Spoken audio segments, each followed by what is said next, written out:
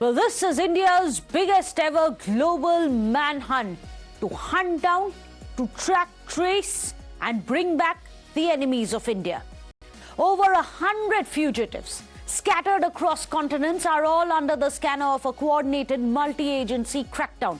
From drug traffickers to economic offenders, from cyber criminals to organized syndicates, Operation Global Hunt has been activated. Times Now brings to you exclusive details of the sweeping international mission. How Indian agencies are now tracking fugitives across borders. How Interpol coordination is also driving the real-time intelligence, and how a decisive shift in strategy is now fast-tracking their return to India. This is not just any crackdown. This is a global hunt down. We begin with the scale of this entire operation. Well, at the center of this operation is a very powerful coordinated push which has been led by the Narcotics Control Bureau. In fact, this is working in close sync with the CBI Enforcement Directorate, and of course global intelligence sharing has happened with that. The National Investigative Agency is the one coordinating it. It is a shared intelligence grid where financial trails, movement patterns, global linkages, all of it is being tracked in real time. In fact, you have Interpol, which is a key partner. It has the global notice system, which has already been activated against enemies of India, allowing Indian agencies to actually pinpoint the fugitives across several jurisdictions around the world. These targets include those who have been involved in narcotics trafficking, in cyber crimes, in economic offences, and even organized crime networks which are operating from foreign soil. Now, this is India taking the fight beyond its borders. But the biggest focus of Operation Global Hunt is the global drug network. That's going to be on its target. Investigations have now identified powerful syndicate of 10 to 12 operatives, all of them running a cross-border narcotics empire, stretching from India to Dubai, across Europe as well. 11 key faces that we have managed to access for you. We are telling you how they have been identified, and now they are going to be tracked and hunted. These are the people who are accused of orchestrating supply chains, running labs, pushing narcotics into India from foreign bases. These are not small-time operators. These are not the small fish. These are the faces who are running the cartel from overseas. What makes this network even more alarming is the global linkages. Intelligence input suggests that members of this syndicate are connected to foreign intelligence agencies. One of the operatives is in fact believed to have links to Pakistan's ISI as well, while another one is suspected to be backed by international cartel channels. So agencies say that this is no longer just a narcotics problem. This is a network where drug money is being routed into anti-India activities. Now let's get you the biggest breakthrough so far. But before that, let me go across to Priyank Tripathi, who's joining us. He's the one who's managed to access for us and tell us about this global syndicate which has been running of narco-terrorism, but more importantly, Operation Global Hunt. Priyank, how are they going to be hunting down some of these who have been fugitives for many, many decades now and spread all across the globe? See, Meghna, you rightly said that India's Dhurandas are there on the job, and certainly if you see the key suspect, who's a close aide of Dawood Ibrahim, Salim Dola, who has been brought back to India by our agencies in a very coordinated effort with multi-channel networks, they have managed to bring back Hamza, alias Salim Dola. Hamza was his pseudonym when he had got this Bulgarian passport, and he was hiding in the foreign soil. When he was spotted by the agency, he started running away from one location to another location while his family was brought back to India. While talking about this multi-coordinated effort, there is a clear-cut mandate which has been given by the Ministry of Home Affairs. You have just now seen that how Home Minister Amit Shah has once again praised the Narcotic Control Bureau after a massive seizure of more than 350 kgs of drug, which has been seized by the NCB unit of Mumbai. What he has done, he has given the mandate to different agencies like NIA is working on the narco-terror network, the Central Bureau of Investigation, which is CBI, which has been given instruction to cooperate with these agencies. Like NCB is the leading agency for the narcotic control, and whenever these requests are going to the CBI. CBI's job is to push for the deportation. So far, 78 to 90 conviction has happened of all those individuals who have been involved in this drug menace.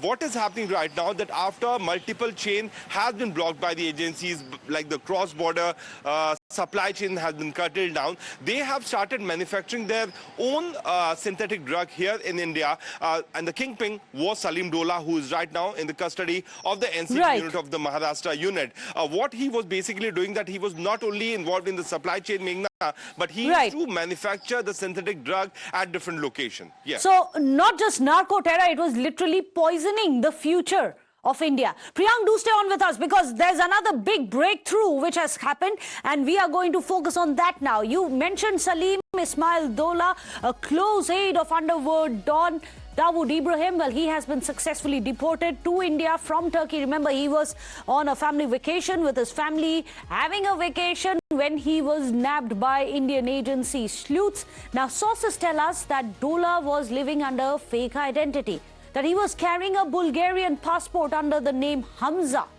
He was in fact tracked during a family trip in Istanbul, where Indian agencies zeroed in on his location, coordinated with the Turkish authorities to secure his arrest.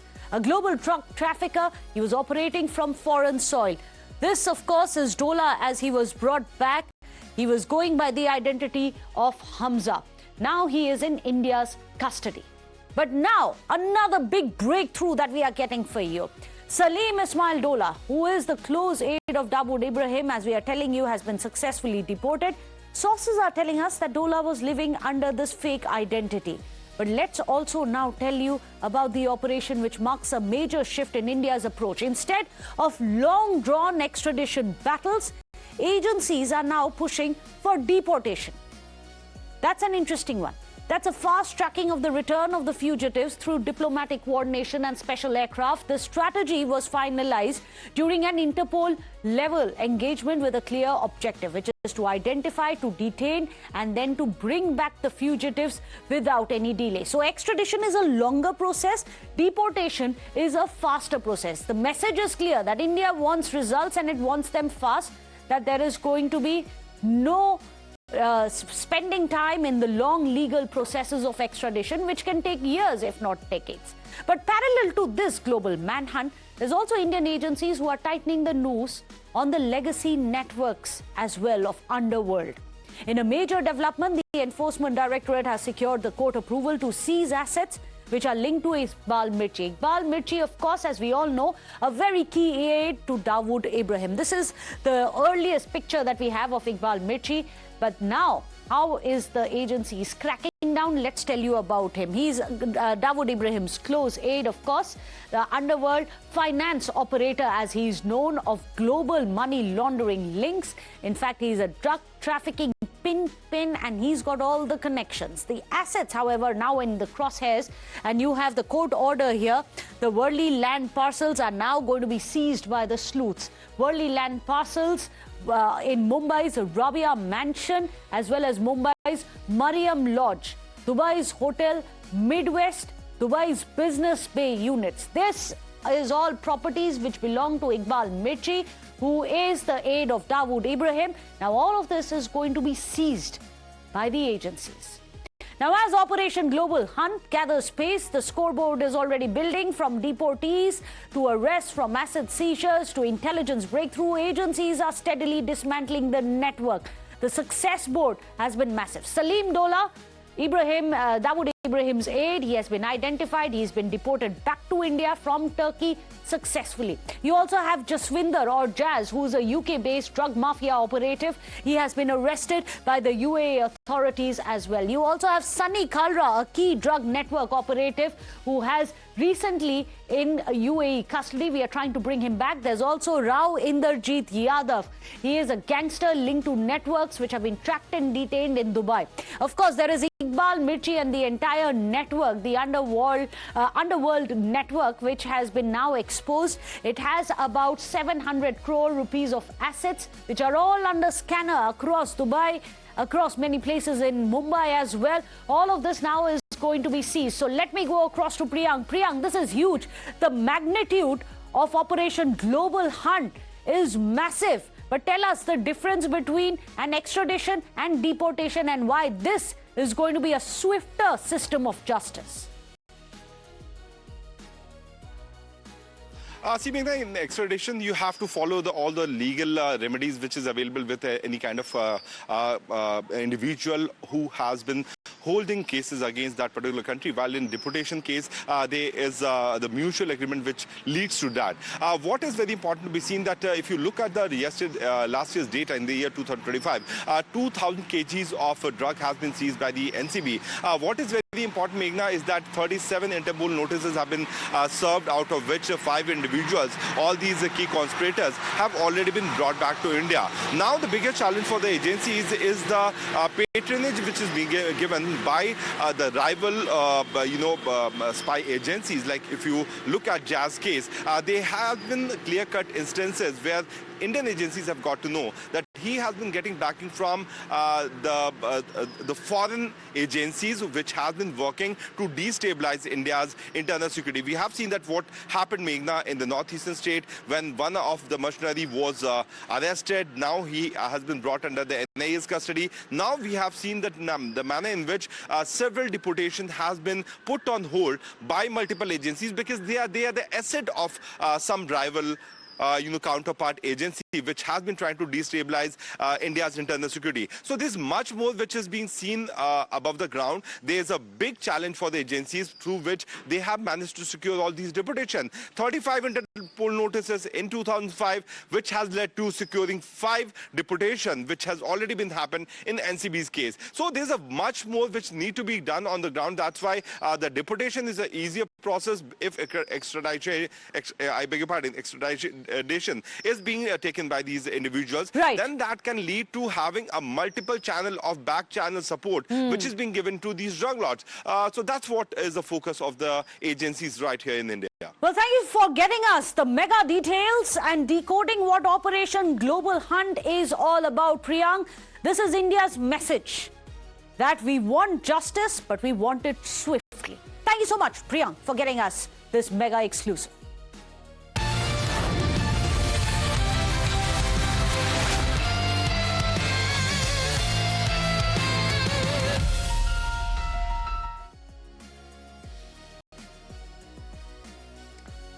Now let's move on to poll-bound Tamil Nadu. Of course, after the elections, we are waiting for the results. But what's happening in between? Well, that's the interesting part. It is staring at a political movement that could possibly redraw the power maps and even the history, politically speaking, of Tamil Nadu. Well, the exit polls have started a debate that no one can possibly ignore. A 2-year-old party, a first-time electoral debut, and yet numbers that place Vijay within touching distance of power. Is this a mandate in the making, or is it a moment of overestimation? Because if these projections hold, Tamil Nadu might be on the brink of its biggest political disruption in decades. In fact, the ruling DMK is pushing back with confidence that AIA-DMK is still in the fight, and suddenly the fight is unpredictable now. But let's start with the numbers that have triggered in this political churn. Well, the numbers that you have on your screens, we are going to be getting for you any minute now, but it is essentially my access which has said essentially that there is going to be a huge surge for TVK, and there are those who are saying that it may just get more than AIA-DMK could. Does this end that Vijay will be the one who breaks the duopoly that we have seen in Tamil Nadu of AIA-DMK and DMK alternating between their governments? We'll have to wait and see. Meanwhile, some big breaking news which is coming in. Ahead of the 4th of May verdict, there is a huddle which is happening in the DMK camp before the results. Tamil Nadu Chief Minister M.K. Stalin has arrived at the DMK headquarters. Key Tamil Nadu ministers are present there. Stalin is accompanied by DMK minister and MLAs. The legal wing secretary is also present at the DMK headquarters. So what's cooking? Stalin has gone into a huddle with his top officials, with all the ministers as well. Let me go across to Imran. Imran, what's going to be discussed at this meeting? We know that Vijay has gone into a huddle as well just yesterday with his leaders. What's Stalin doing?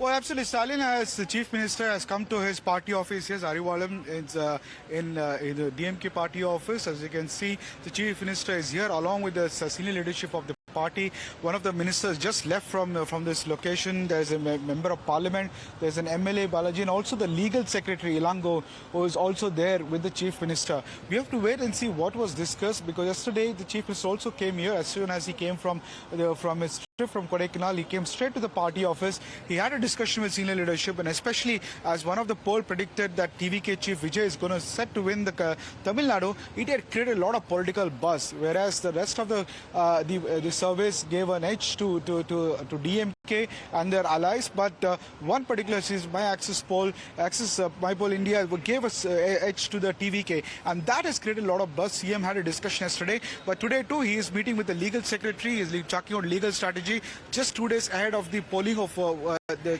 push, which is going to happen on May 4th. We have to wait and see what was discussed. The meeting is still underway. As you can see, the CM's vehicle is there. He just came half an hour before, and the meeting is ongoing now. It's close to around, I beg your pardon, 45 minutes is what we're seeing that CM's convoy is there along with the senior leadership. We're also seeing a movement here. So any short while, Chief Minister Stalin might come here, and he might also, we would like to get his opinion on the exit polls. Yesterday, when the media reached out to him on exit polls, he didn't react. But however, today early in the morning, today is a May Day, very important as far as the TMK is concerned, especially which is influenced by left politics.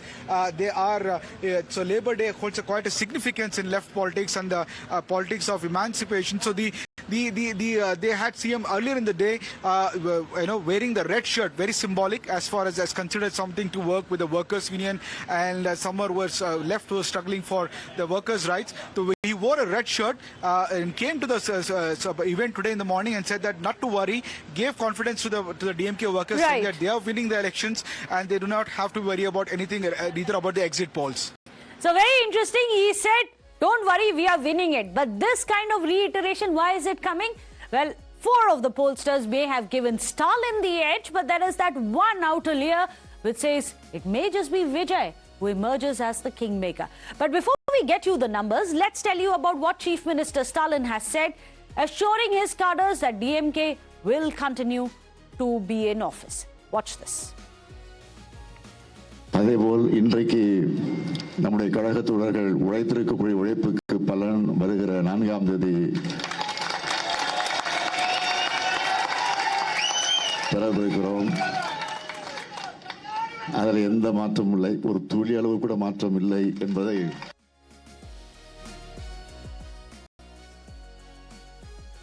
Well, let's get you the poll of polls. There you have it on your screens. Let's explain how there's one outer layer which seems to have given everyone a sleepless night. Well, the one that we are talking about is right there. You have the numbers of TVK here, and this is the number we are going to focus on, Access My India.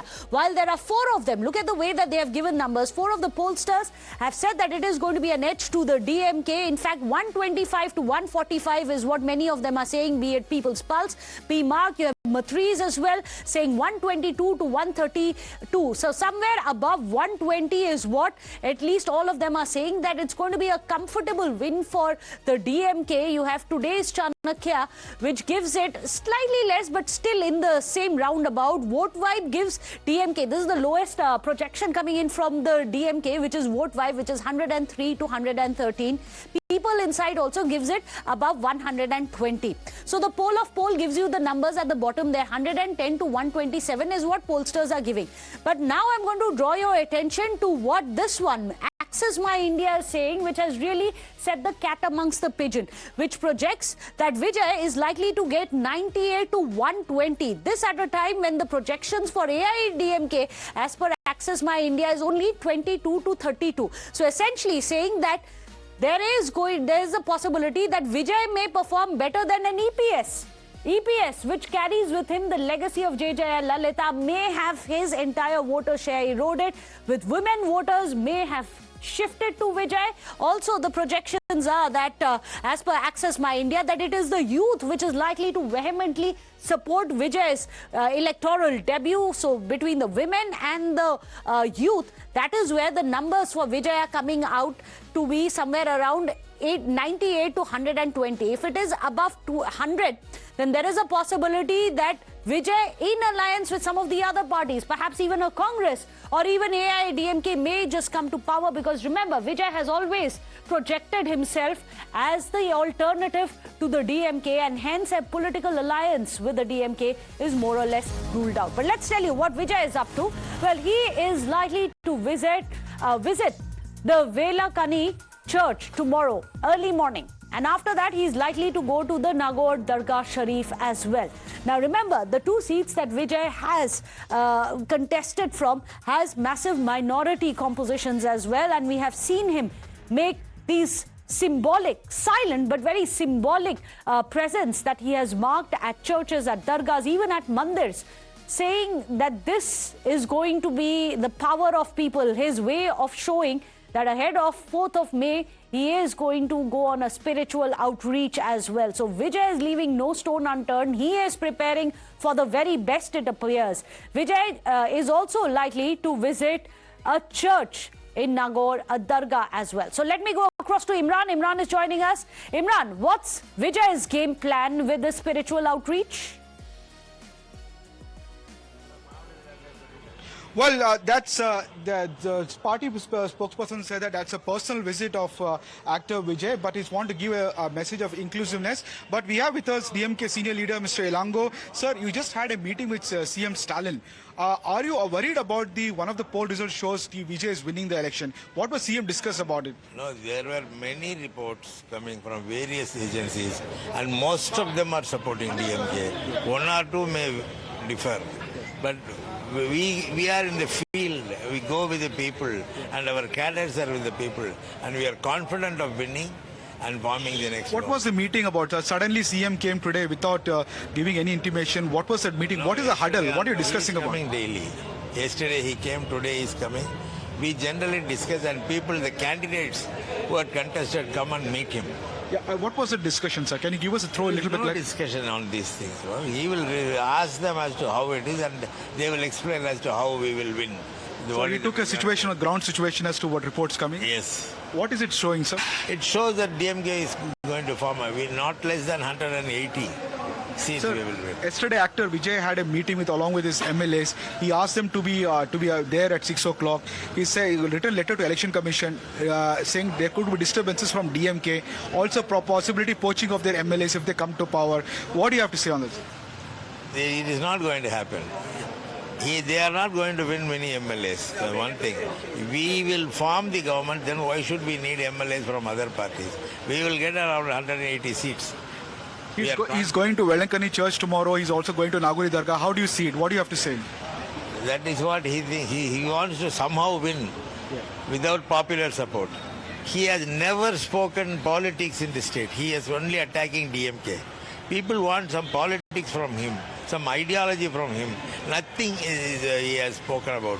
He attacks DMK, that's all. He doesn't even attack BJP. In fact, he is with BJP. He's going to Dargah, he's going to church tomorrow. He's trying to send a message of inclusiveness. He's with all the people. You don't see that way? No, he cannot protect them from BJP because he is an agent of BJP. Very strong words. Yes, he is an agent of BJP. The minorities will be always rely only on DMK. The senior leader of the DMK, Mr. Elango, is saying that Vijay is doing he cannot protect the minorities, whether he's going to church or for the Dargah. He is agent of BJP. Very strong words coming from the DMK leadership. In fact, they say that, in fact, he's been tacitly supported by BJP all along his political career. He lacks any concrete ideology, and he's not coming back, is what DMK's allegation is. That just now, Mr. Elango had a meeting with Chief Minister Stalin, who took a complete situation, what's happening on the ground, and he just left from now. So this is the latest coming from the DMK office in Arivalam.